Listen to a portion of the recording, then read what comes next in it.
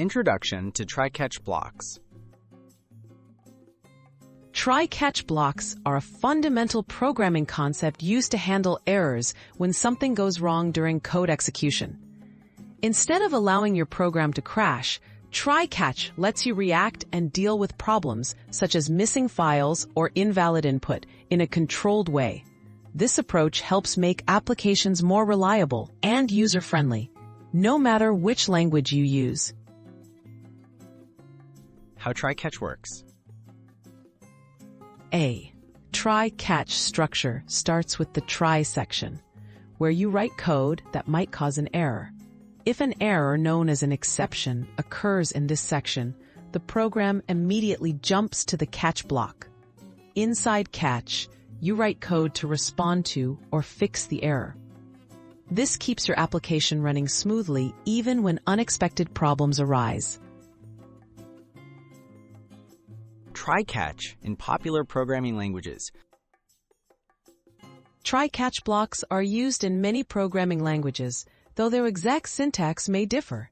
In Java, C#, and JavaScript, the pattern is try followed by one or more catch blocks. Python uses try and except for the same concept.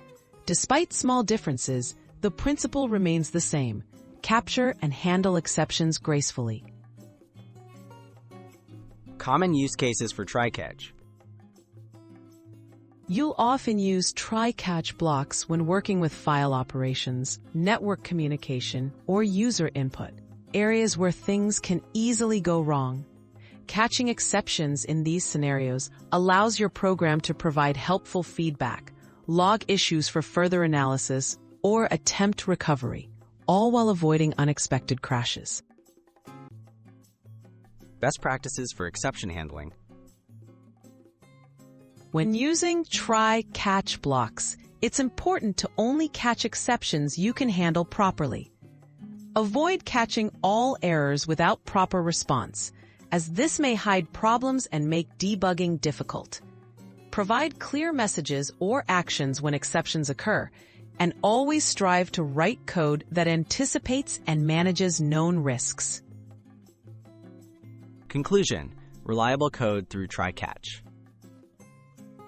Try-catch blocks are a powerful way to manage errors and create resilient software.